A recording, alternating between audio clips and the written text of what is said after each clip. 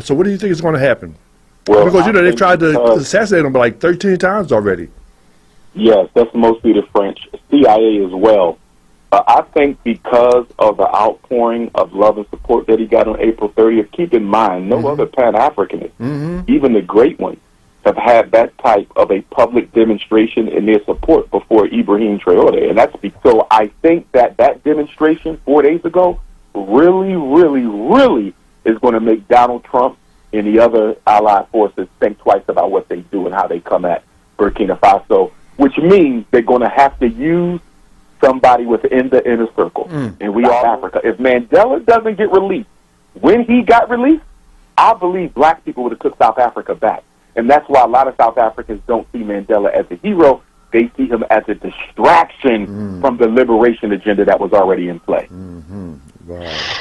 It took a century for black people to really see that Garvey was on the right path all along, and that it's time for us to go back to that path. It's the only solution. If we're going to rise as a race, we must rise together everywhere in the world. I'm going to ask you a two-edged sword question here now. Which one of these two people that run this election you think would be best able to wake up black people out of them slumber if them win the election? Which one of them you think say, if them win, black people will realize how weird a situation them find themselves in now? I would prefer. One of the main speakers is Umar Johnson. He will be here on the 21st, and we have him online here. Blessed? Blessed, Brother Muta. Oh, you know, man? Blessed.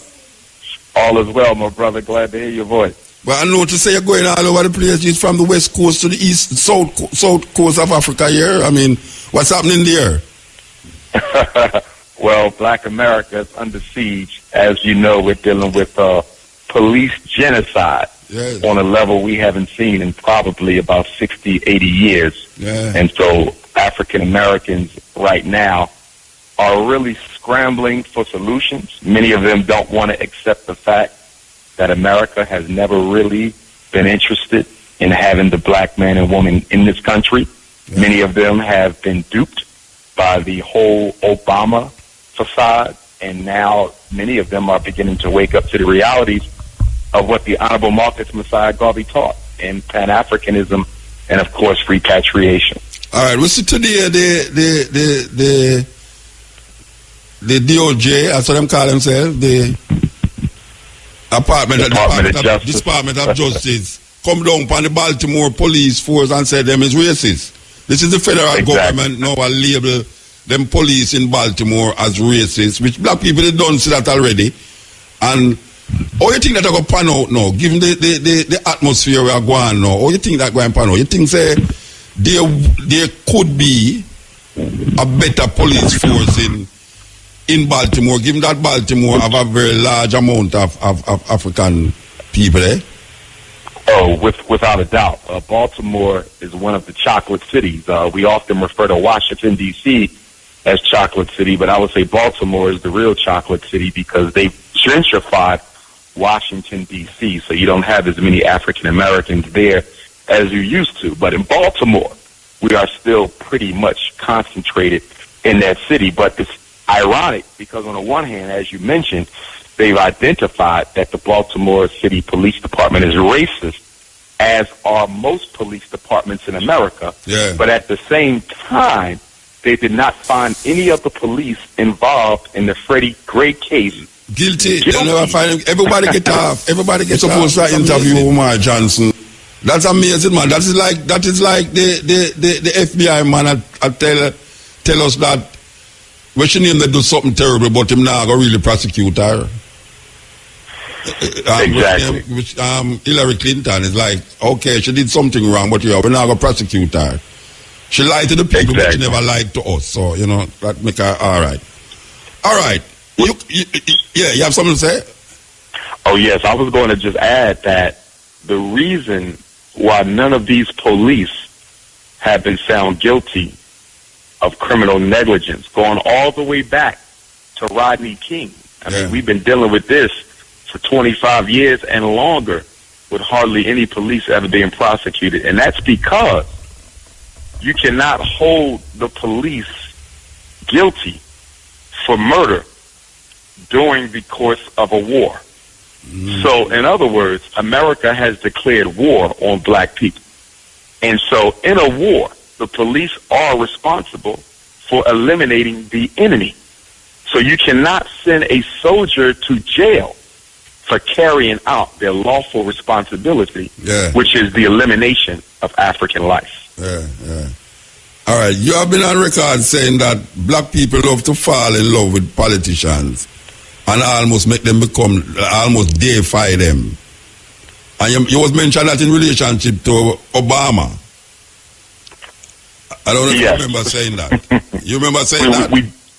We drunk the Obama Kool-Aid, Baba Muta. We drunk the Obama Kool-Aid. I saw it coming. See, in America, and this is probably true globally because we see it in almost most places, black people vote for politicians, but they don't finance the politician. So they believe that because they voted for the politician, that the politician is obligated to carry out a black agenda. But what they fail to realize, if you don't finance the politician, if you don't keep them politically, financially honest, if they are being financed by white money, if Obama is being put in office by the white Democratic Party's money, no matter how many black votes he got, he's going to be loyal to the hand that paid for his success. Which means that one of the reasons that we find so much corruption and negligence of black people by black politicians is because the average black politician is put in office on white finance campaign money. Until that changes, until we start financing our own candidates, every black politician will always betray his people and always abandon the black agenda until black people wake up to the reality that voting is not as important as financing the candidate. Yeah. You know, that is a good example again is Baltimore, where the most of the people them on the top is black people. But yet still that racism has continued for years without abating. Even though you have black this, black that, black mayor, black whatsoever in that part of the earth. You know, it's amazing that black people is in that situation. And I tend to want to agree with you. Because it is not their money that is turning, black people money is turning these politicians. Them can't do nothing about it. Them just can't do nothing about it. So we're in a dilemma. So, all right, you will be here on the 21st. You will be here, right? Yes, sir. Yes, sir. Definitely. And I'll probably be coming in, Baba Muta, about a day or two earlier, so I'll already be there before the 21st. But definitely, I will be there on the 21st to honor the greatest African leader of the 20th century. Mm-hmm. Probably the greatest African organizer in modern history, in His Excellency, the Provisional President of Africa, the Right Honorable Marcus Messiah God. I'll be very much looking forward to it. It'll be my first time in Jamaica since, I want to say, 2011. I saw you at the university. You was at the university. Yes. I think Michael Barnett was the one who was responsible for that invitation. That is correct. I remember it's been about 5 years. I remember that we spoke at the Yoruba Center in South Carolina at that time. Yes. Yeah, I don't know if you remember. Yes, I remember. That's when we met. Yes, sir. Yeah, we spoke together at that function there. And indeed. I think also one of the Jamaican hip hop artists was there, Taris Riley, I believe.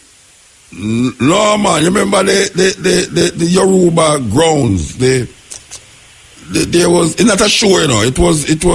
Right, it was a lecture with you and I, but I think he made a special guest appearance, didn't he? I remember seeing him come through there saying a couple of words. I think. I don't remember that. But okay. All right. I noticed that you have been traveling a lot. I mean, you know, why? What is happening? What is happening with your travels here now? Because I know you was in West Africa last week, I guess. Yes. And you was in South Africa. Yes. Where are you now? Now I'm back home, for lack of a better word, I say home. All right. Philadelphia, Pennsylvania, where I was born and raised. So yeah. I'm back on the home turf. But yes, we was in Senegal. So what was happening in Senegal? South Africa. What was happening in Senegal? Senegal, a lot of opportunity in Senegal for African people to come back and invest and participate because it is a francophone country, colonized by the French. One of the things we find is that the francophone countries in Africa don't get the same type of attention, as the British interest, as the Anglophone country, and that's something that we're going to have to change within the world of Pan-Africanism, because I spoke in Paris last year, and that was one of the themes that constantly came up during my visit, was that the Pan-Africanist leadership globally tends to run to the Anglophone countries. Because of the language, a lot of that is because of the language. Yes. Yeah, the language is kind of what separates us a lot of times, you know? Yes. Yeah. But we got to overcome it, though. Yeah, definitely. It's a lopsided approach. Definitely. What was happening in South Africa? What was happening in South Africa? Well, South Africa was hot while we were there, politically hot. The election. Yes, the election. And what we saw happen there was historic, because the ANC, African National Congress, the ruling party, lost some major provincial elections. They lost Johannesburg, and I believe they also lost Pretoria. They lost not only did they lose the biggest city, they also lost the ruling city. Yes. And many people are crediting the young brother who broke away from the ANC Youth League.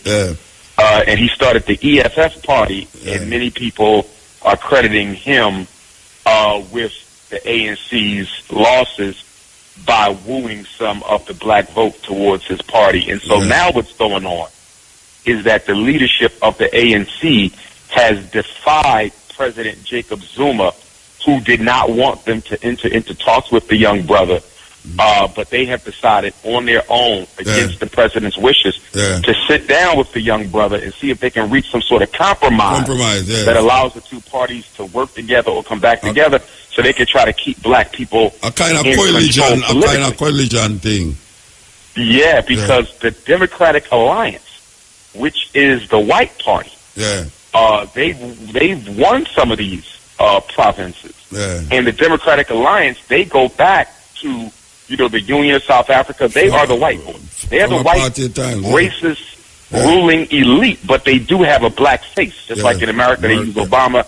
Democratic Alliance, they got a black guy who they are using as their puppet. And so something better happen soon, because the way it's looking is that in the next 10 years, white folks will be back in charge of South Africa politically. Well, it's not far. It's not far at all. I don't really like hear what Winnie Mandela have to say about all of this, I really love hear what she have to say about it, because I know she was very skeptical about the direction the ANC was going after Mandela. She was very skeptical about it.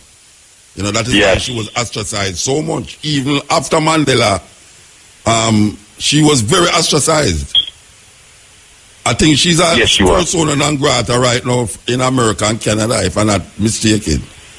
She's not very true. There, And in fact, one of the things I respect, that I have to respect about President Jacob Zuma, although I disagree with a lot of what he's done or hasn't done politically and economically, he was the first president of the three democratically elected presidents, President Mandela and President Mbeki being the previous two. He was the first one to really give Winnie Mandela the type of respect that she was entitled to as mother of the nation.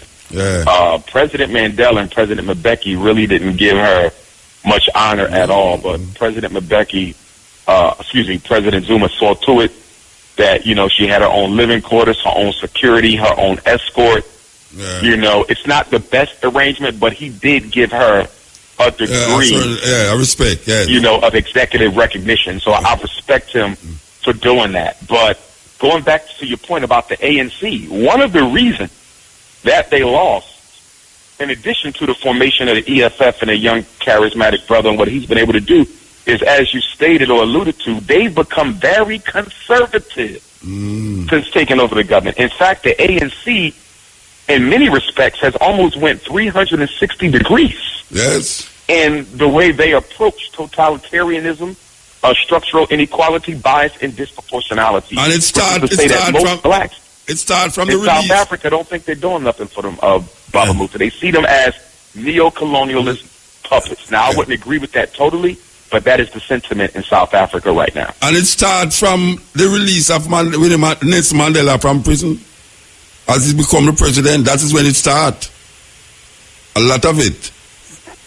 I don't know if you agree with that, but that's what I agree. I agree.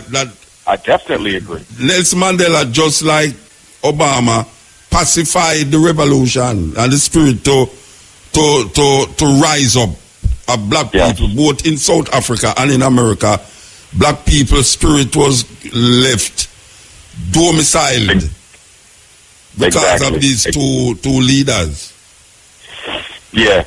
And what a lot of people don't understand is that right before the elections in '94 in South Africa, the white ruling elite had Chris Hani assassinated, yes. Yeah. Just before the elections, because Chris Hani did not agree with the negotiations and the way in which they were going. Yes. And because he was president of Umkhonto we Sizwe, the military wing of the ANC, he was prepared to organize his troops again and go back to fighting against the white ruling elite until they came to the table with a proposition that was more accepting and beneficial to the black masses of South Africa.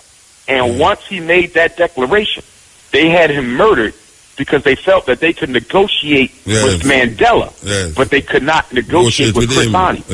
And that also explains why Robert Sobukwe, while they were in prison in Robben Island, he was the only political prisoner who was separated from the others. Mandela and the others were allowed to interact with each other, but Robert Sobukwe was kept totally separate from everyone. And that was because they feared that Robert Sobukwe, if he was allowed to stay around Mandela, he would have influenced Mandela to go hardcore Pan-African nationalism versus that integrationism that the government ultimately embraced. All right, so, Giralica, I don't know if you had already prepared what would be your topic in Jamaica at the moment, but I know I don't really like Giralica synopsis of what you're going to talk about coming here, or you don't prepare that yet. Well, we know that Garveyism is going to be the foundation of the message, but I'm going to link it to the modern day struggles.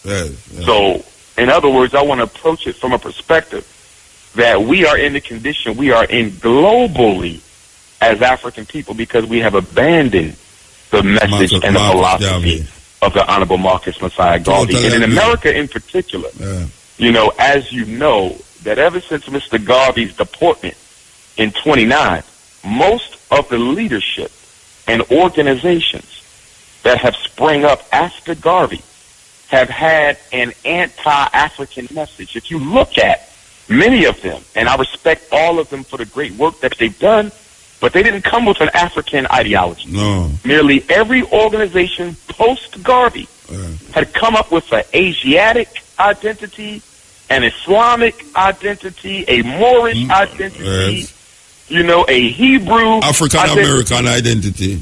Exactly. But they took us away from Africa for the Africans. And so it's ironic that going into 2017, we're almost 100 years to the first international convention, you know, and it took a century for black people to really see that Garvey was on the right path all along, and that it's time for us to go back to that path. It's the only solution. If we're going to rise as a race, we must rise together everywhere in the world.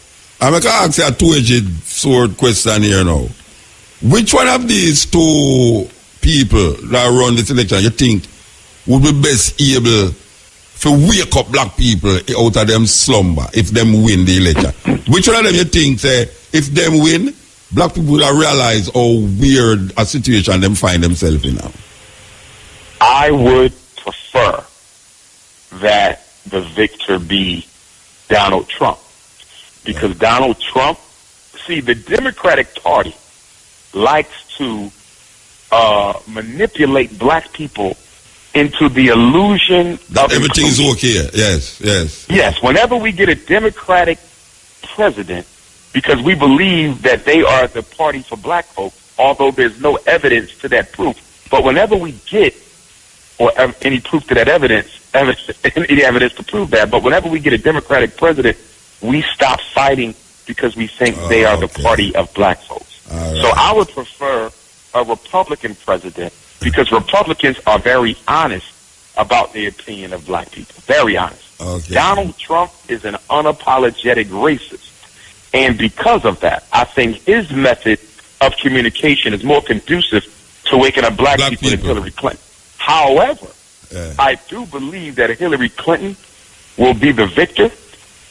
And I say that because her husband was already a president. Yes. He's a Bilderberg. And she's a money foundation. She have all the big man them behind her. She's the choice. Yes. And with her being a woman, Muta, here's the thing. With her being a woman, I believe that she would be more effective than even President Obama towards coming into Africa, coming into the Caribbean, coming into Central South America, coming into black countries, and seducing the presidents into whatever political, economic scheme the American government wants them to accept. I'm very fearful of how much worse we will be in, how much worse of a condition we will be in if Hillary Clinton is elected, because I really believe that she will be able to use her charm, her charisma, and her feminine energy to get a lot out of Caribbean presidents and African presidents. But we see that already. We see that already over the past 8 years. Well, not even 8 years. Over the past 4 years, with a systematic drive to militarize African soil. You know, she as a foreign secretary was able to push American military in Africa even much more than Bush himself. You know, and she was responsible. As a matter of fact, she's responsible for the rise of ISIL in Libya and in Syria. No, without question. Yes. In fact, I would argue that ISIS, the Taliban, Al-Qaeda, and half of these so-called terrorists that America is fighting are nothing more than creations of the CIA. Oh, yeah? They have a long history, of course, of creating terrorism to justify their invasion of countries, of countries, so they can go in and colonize and steal the mineral resources under the disguise of making the world safe for democracy. Okay, all right. So you will be here. I see that you will be at the University of the West Indies on the 23rd of August. Okay, I didn't know that, but looking forward to it. Yes. I think, Michael Barnett can't have you in a 8 years. I don't decide to say, okay, you got kids at the university. Sorry, at the university in Montego Bay, sorry. It's Montego Bay. You're going to be at the university in Montego Bay. Okay. There is a campus of the University of the West Indies in Montego Bay, the Western Jamaica campus. Gotcha. So you will be there on the 23rd. The man, them plan out everything for you already. You get planned out. Okay. I am glad to hear that, though. Yeah. Glad to hear that. You know, Mr. Small will be here too. Professor Small will be here too. Yes. Bobby Smalls. Yes. Sir. So you're in good company. You're in good company. Definitely. Now, you mentioned 3. Who's the third speaker, Baba Muta? He's the head of the new Black Panther Party. Oh, brother Nzinga. Yes, Nzinga, yes. He's the head of the good brother. Yes, sir. He will be here also. All right. So we're looking forward to seeing you and looking forward to listening to you. I hope that the people them will be appreciative of the effort that IRFM is doing to bring a man like you here to talk to them. You know, because it's very important. It's very important that people grasp what IRFM is trying to do in relationship to bringing speakers like you here for really solidify this Marcus Garvey push. So we give thanks and just anticipating your return to Jamaica.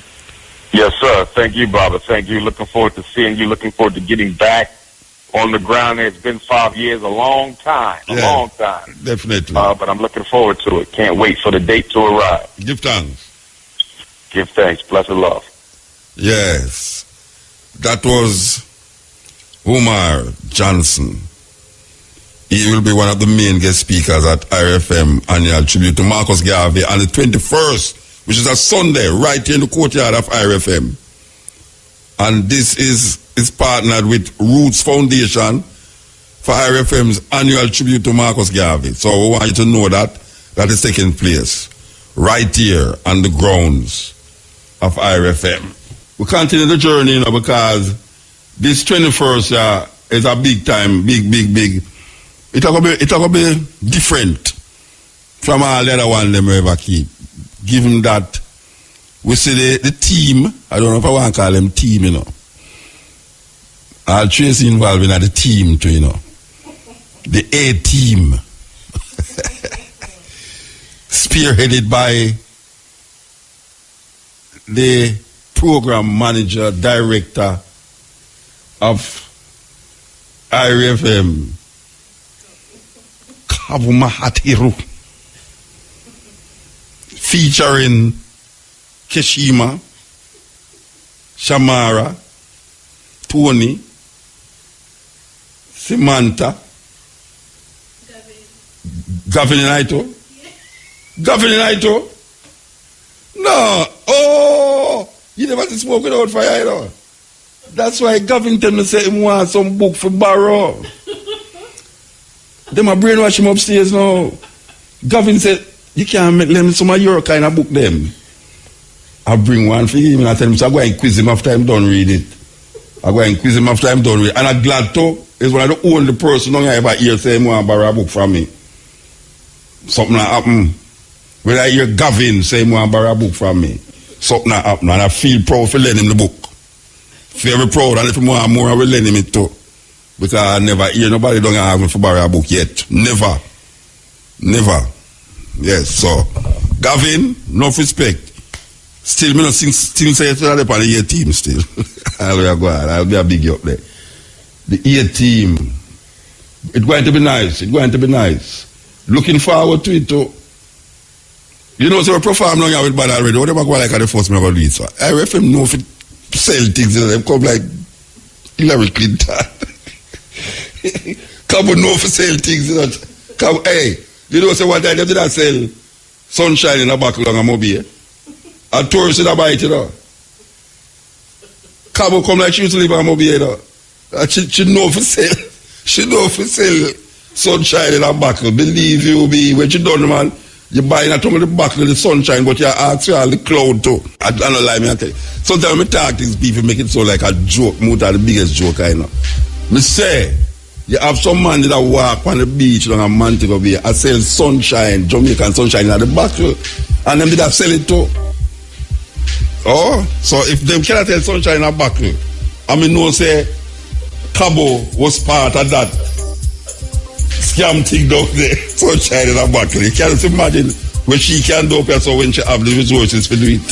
Some serious turn in the earth, you know, that people have to really open their mind and take a stock.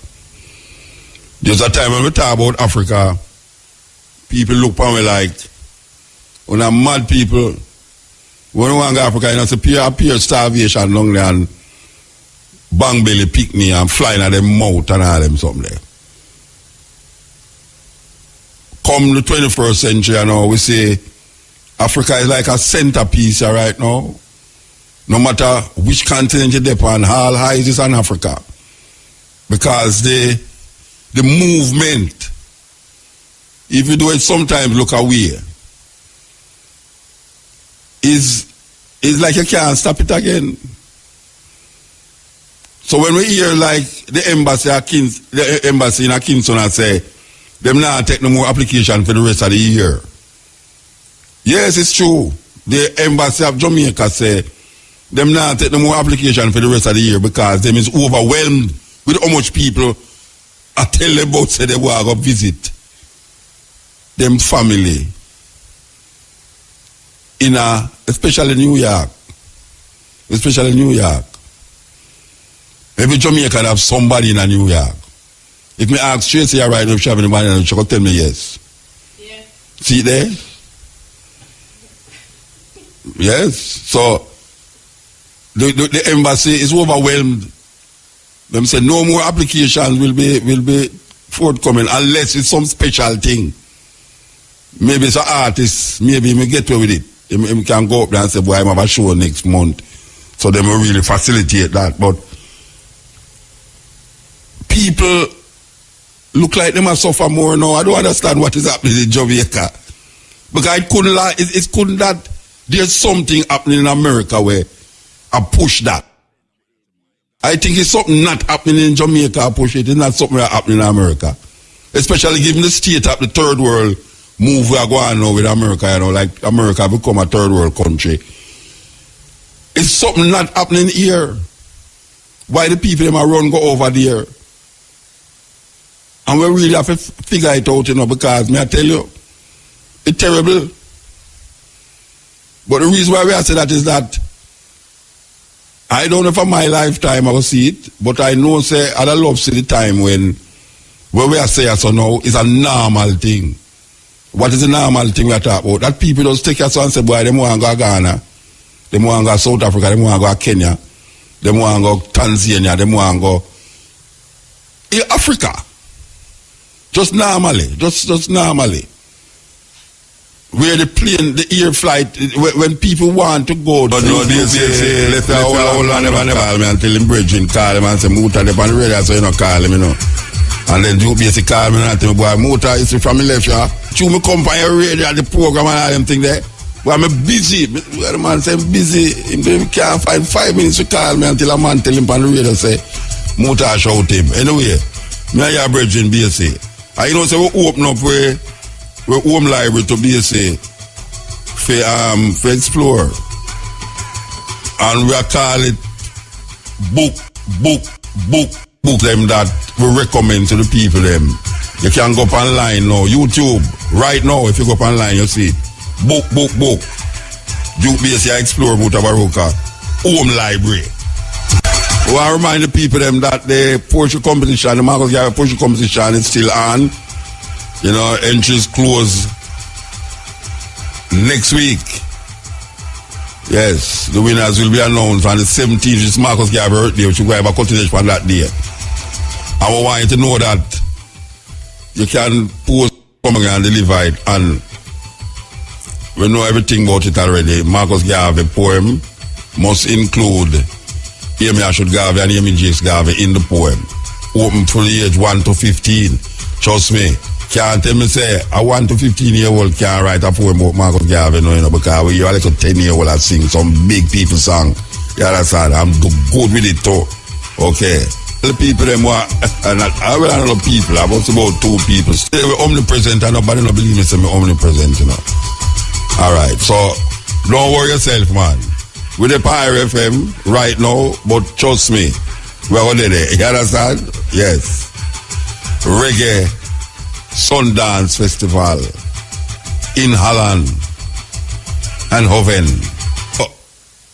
We say, as we are telling about the African experience and how the Africa wake up, and we say that people know Africa is not like a place where people just say a Rasta talk about Africa, but Africa is open up to the point where you have Jamaican companies where Africa, you know.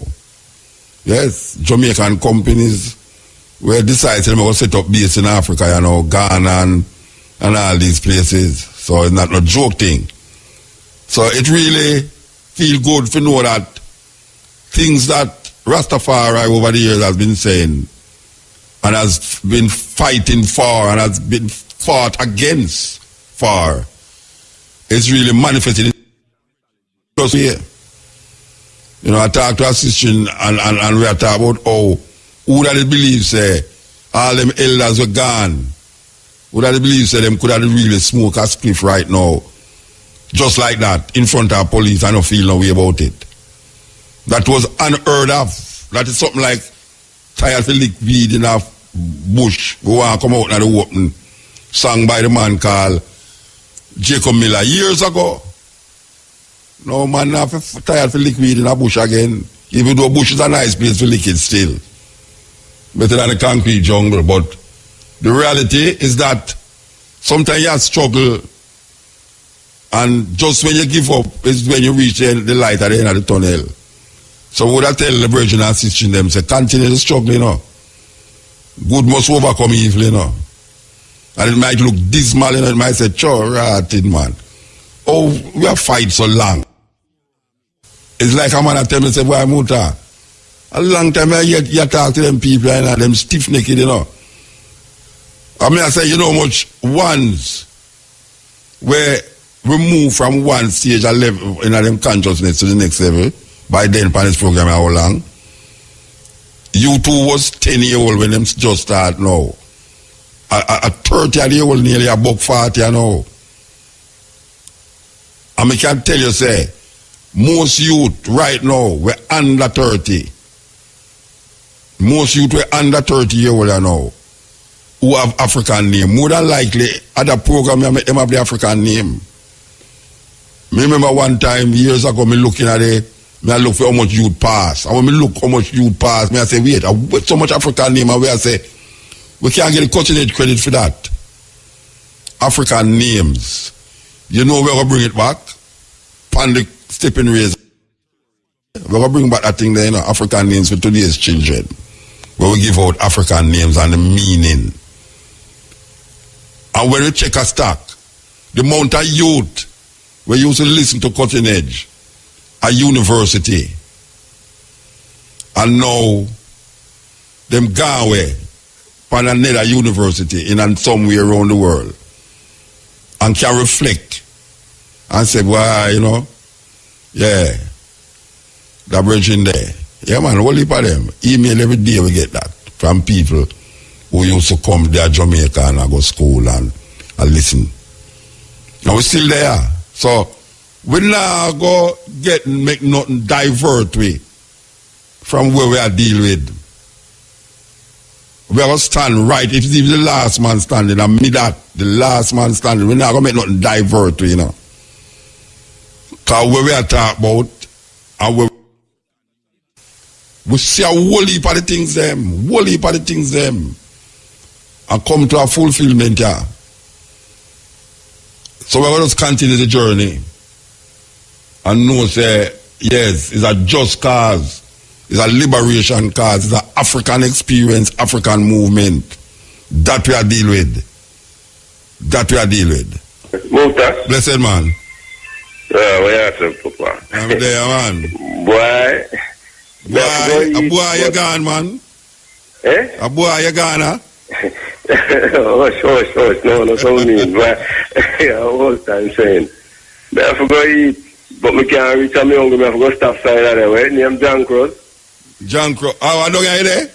No, me I forgot eat screw. The student toward the teacher apology.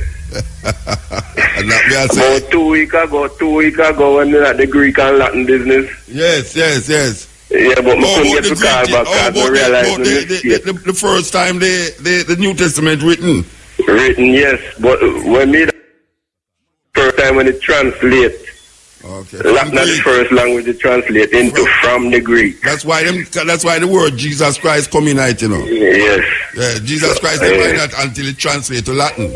Yeah. Latin have its what them call etymological origin from Latin. The Jesus Christ. Jesus, come from the origin come from Latin. Yeah, man. Yeah. But here what I call about an old still. Mm-hmm. the little mini.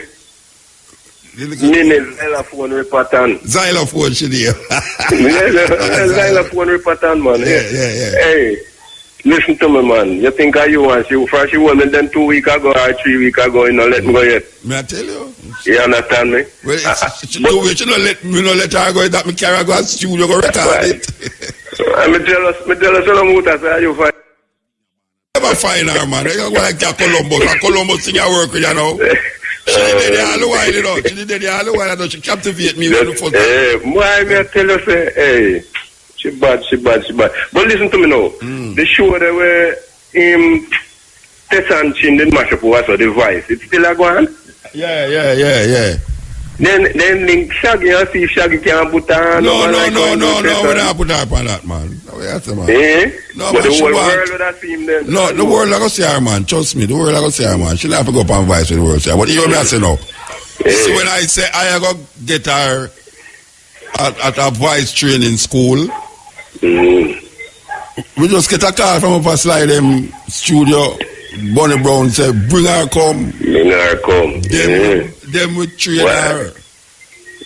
So, and then Rebel called me and said, she booked for some space, so for Rebel Salute, so you know. Don't worry yourself, man. Don't worry yourself. Career gone. I'm going to make sure she go to school and pass her exam. I'm going to make sure she say, everybody know this little girl. Yeah, me, I'm going to make sure of that. Believe you me. Believe it or not, I've been invited to debate at the Oxford Union. What? In England, Oxford, England, wow. with Brother Malcolm X, whose birthday is coming up, Al-Hajj Malik al-Shabazz, as you know, yes. 1964. A few months before he was assassinated, Malcolm was invited to debate at the Oxford Union as well. So here I am, on the 100th birthday, the centennial of Malcolm X's birth, I'll be debating in that same chamber. I don't know who in the world could debate with you. And that's going to be May the 29th that I'll be at the Oxford Union. I don't think it's open to the public. I know some of the brothers and sisters over in the UK was asking if they could attend, but I think it's only open to the scholars of Oxford University. Will it be broadcast? You know, I'm not sure. I'm going to try to get a tape of it, but I just found it very timely. Yes. I got my invitation on the centennial, or near the centennial, because I'll be debating 10 days after Malcolm's 100th. But I find that, rather fortuitous that I got that invitation on the centennial of Malcolm's birthday. That is so befitting. And I don't know who they could get to debate with you. I sure would like to hear that, because I would like to hear what they had to say. I know you're going to come with the truth, but I'd like to hear what they have to say. And the topic is African colonization. Wow. Yeah, they're going to be in denial. That's what they're going to do. Yes, sir. Oh, my goodness. That's a good thing. And then I want to say that I'm very proud and very thankful to all the Africans around the diaspora on the continent, the entire Pan-African universe. 4 days ago, April the 30th, there was a massive global demonstration in support of Captain Ibrahim Traore, the president of Burkina Faso. Hands off of Burkina Faso, hands off the Sahel Alliance. And from Jamaica to Johannesburg, to London, to New York, all over the world, Central and South America, brothers and sisters, Canada, they stood in solidarity with our brother Ibrahim Traore, who I would say is the top Pan-Africanist in the world and the most relevant African leader that we've had in about a half of a century. And the fact that he's under, the age of 60 speaks volumes, not to besmirch at all the character of our elders. But as you know, Bobby David, the older you get, the more comfortable you get, the less revolutionary you are. That's right. And so many of our leaders on the African continent are over the age of 60, and those who are under the age of 50 tend to be egotists, narcissists who only took over the country to serve a selfish agenda. Ibrahim Traore is much younger than 50, and he's clearly leading the country in the direction of the people's best interest. And what happened a few days ago, Bobby David, was the AFRICOM commander, a House Negro appointed by President Trump by the name of Michael Langley. He made some comments about Burkina Faso and Captain Ibrahim, where he basically said that Captain Ibrahim led a coup, and America shouldn't have any problem with coups because they have financed most of the coups in Africa through the CIA. But anyhow, they said he led a coup and has taken over the gold reserve of Burkina Faso, not for the interests of his people, but for his own selfish aggrandizement. And we know that's not true, Baba David, because that brother wears the same, type of clothing every day. He eats the same food. He did not take an increase in pay. He lives very modestly. He is very much the reincarnation of Thomas Sankara before him. And for Michael Langley, the AFRICOM general, to point him out and accuse him unfairly and dishonestly of expropriating the resources of his country, that clearly shows you that the CIA has him targeted. He's targeted. I know that the purpose of the protest. I know that Vladimir Putin from Russia says that everybody need to keep their hands off of him, because they are an independent sovereign state, and they can't talk about coming there and arresting him for whatever reason, and he says that Russia is not, extorting them or exploiting them. They just friends with them because they are friends in trade. Absolutely. And see, historically what America has done, because they did it to Thomas Sankara, they did it to Patrice Lumumba, is they try to brand you a communist for having a relationship with a communist country.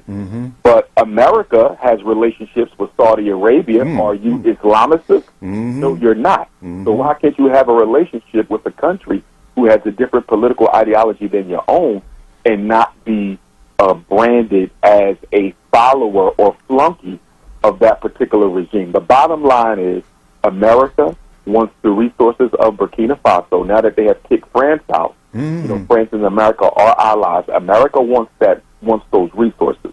If France can't get them, America wants them, and America and France are going to work together to try to recolonize Burkina Faso. And to that end, comments were made, I think it was by the Prime Minister of France, basically saying the same thing. And he said that we are not going to give up on our African colonies.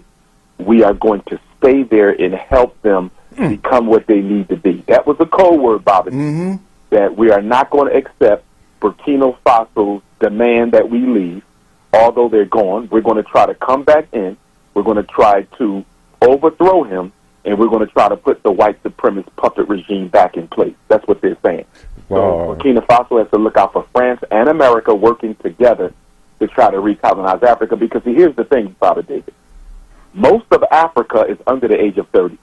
Most of Africa. In fact, I think most of Black America is under the age of 32.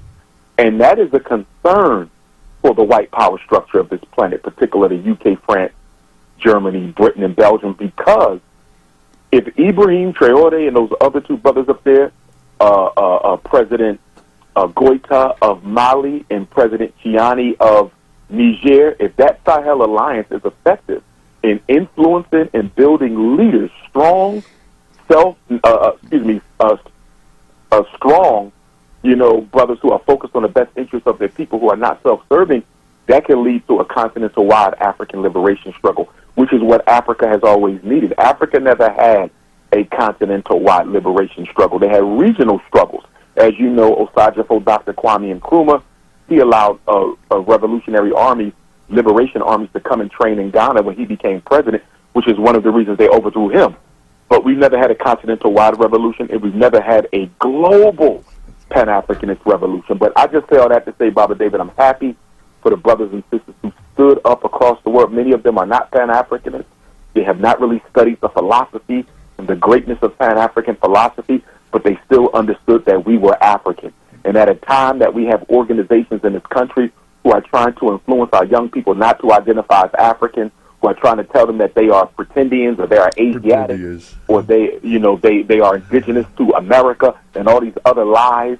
It just felt really, really good to see them stand up and recognize that they were African, and it just lets us know that the red, black, and green flag is still in full effect.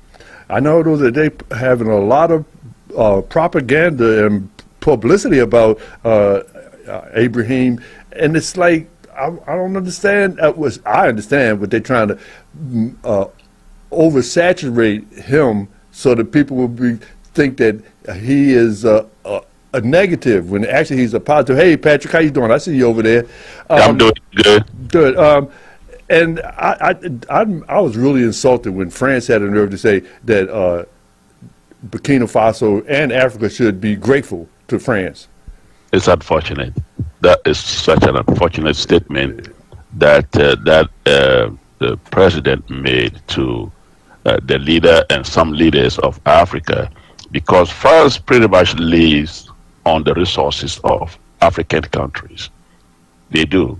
And with Ibrahim Traore, really taking over as he is doing, and with the other two, the Sahel, movement, they are afraid. They're pretty much afraid that things are going to slip off their hands, and they're going to become one of the poorest countries in Europe very, very soon.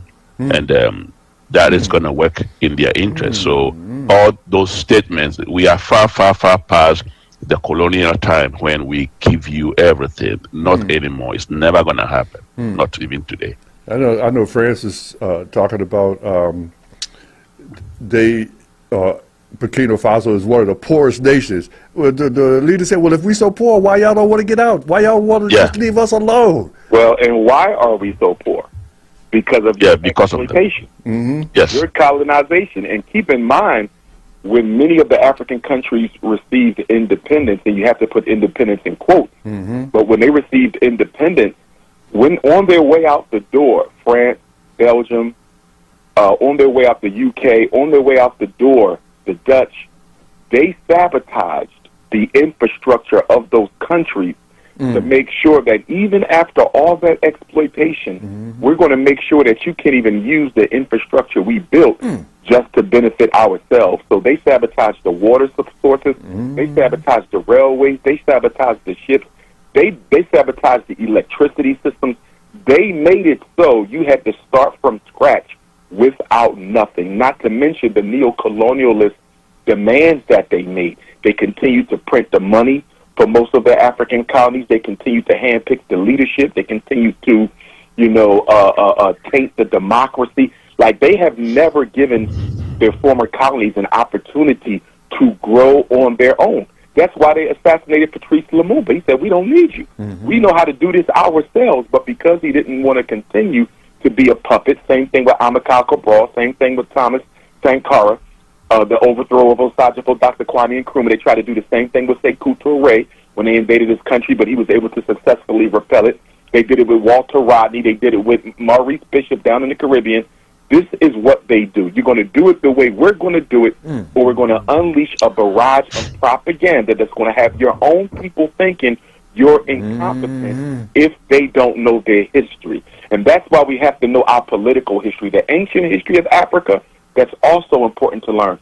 But what I find as I travel around and speak to students, even in college, they don't know the political history of African people. And specifically what I mean by that is I'm looking at 1950 until now. Do you know what has happened for African people and to African people everywhere in the world, wherever they are, from 1950 until now? And extending beyond that, I would say you should know the complete political history of African people from 1900 until now.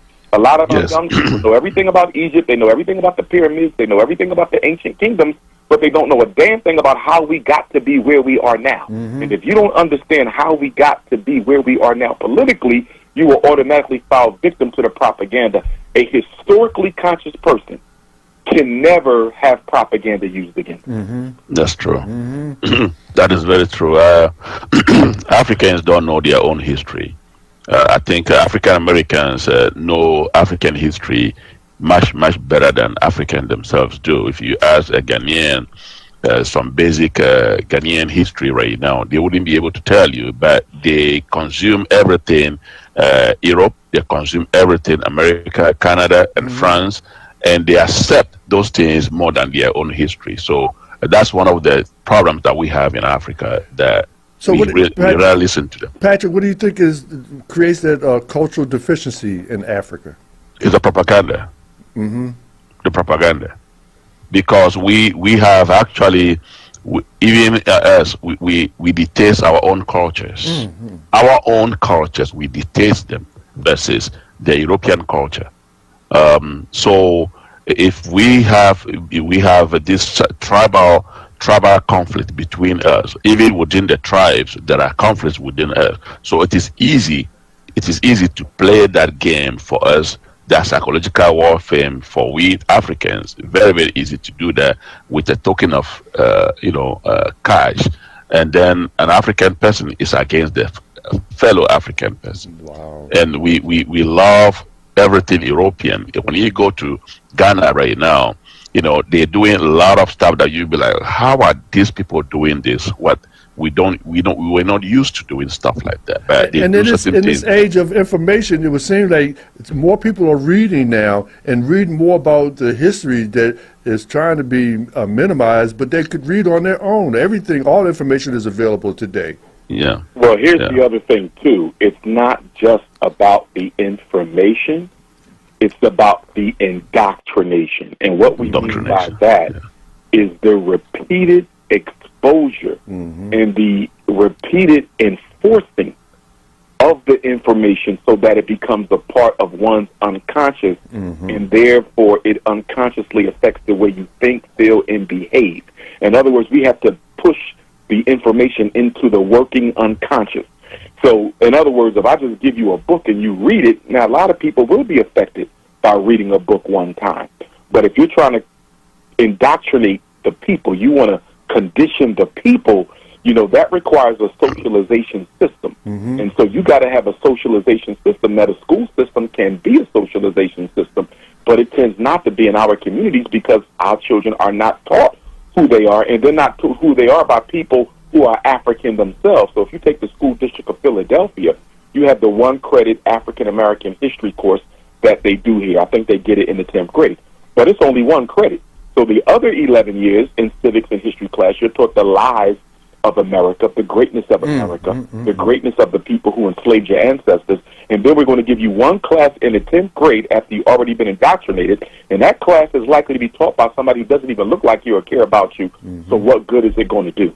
So the information is only as good as the person teaching it. And the person teaching it, no matter how good of a teacher they are, will only be as effective as the system that supports them. You got to have a system where the kids are taught who they are every day. Look at China.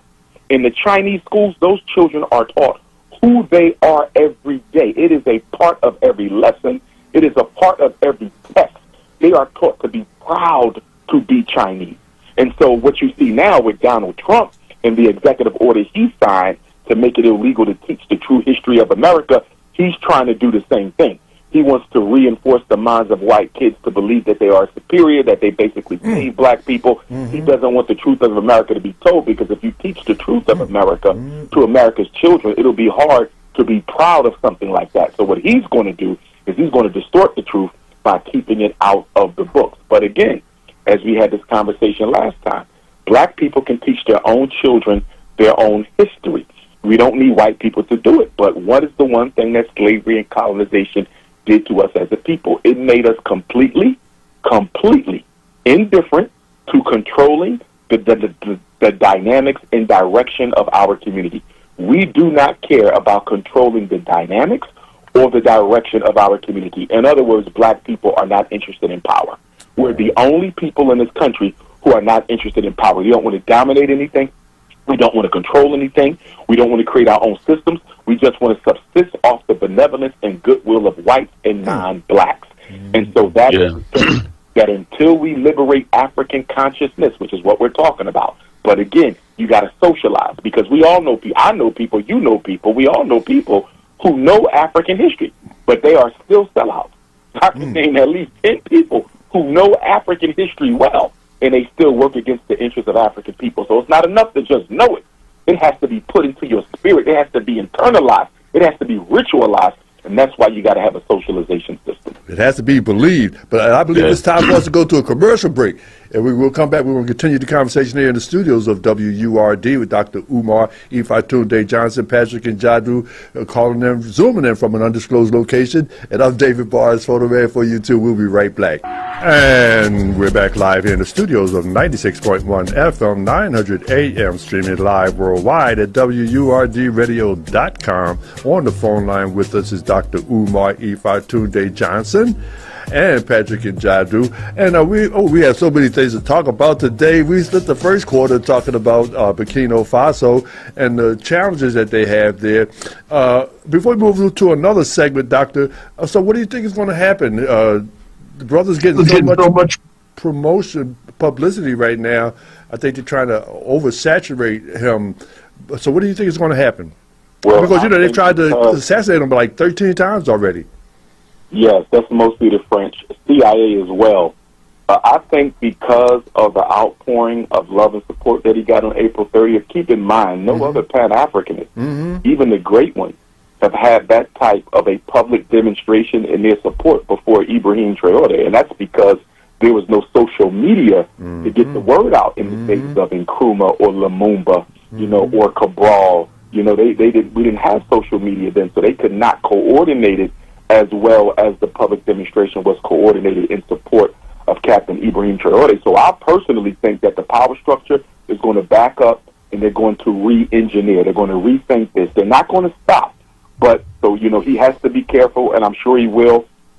And we have to stay adamant that we're not going to tolerate it. But what they cannot afford is for him to be overthrown, God forbid, and then that sets off a reaction in Africa and a reaction amongst African people in the diaspora that destabilizes America, Belgium, France, and the UK's other foreign agendas and interests that they have around the world. In other words, the one thing that's given them the most fear, that if we do this and it is exposed that we did this, then this could affect other colonization efforts that we have in process in South America, Central America, the Caribbean, every country's in Africa. So this could start a domino effect that could undermine their influence in Africa and amongst black people around the world. So they have to think this one through, because there's more African people in the world, way more African people in the world than Caucasians.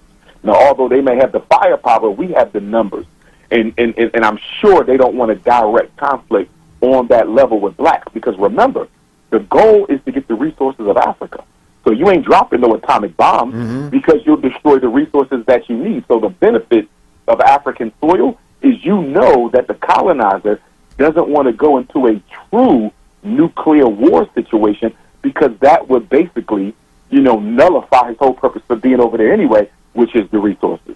So I think that demonstration 4 days ago really, really, really is going to make Donald Trump and the other allied forces think twice about what they do and how they come at Burkina Faso, which means they're going to have to use somebody within the inner circle. And we all know those stories. Malcolm X birthday coming up, Dr. King. We know every great leader we had. Marcus Garvey. They was all set up side. And so he's going to have to be really, really, really, really careful about the Judas factor. That's right. That's right. Well, when you talked about support, Nelson Mandela had a global support, but did that really make a lot of difference for South Africa? Well, in a way it did, because remember, South Africa began to struggle because of the sanctions that was put on her by countries around the world. So that definitely played a role in Nelson Mandela's release. Now, I think that the apartheid regime was going to release him anyway, because they needed somebody who could stop the South African youth from rebelling in the streets. Because if Nelson Mandela doesn't get out of prison, and this is a big reason why a lot of our South African brothers and sisters don't really see him as a complete hero, because he really stopped the military, the black boots on the ground military, the Umkhonto Sizwe, the spear of the nation. He really stopped the military, the People's Army, from taking back South Africa. If Mandela doesn't get released, when he got released, I believe black people would have took South Africa back. And that's why a lot of South Africans don't see Mandela as a hero. They see him as a distraction from the liberation agenda that was already in play. Wow.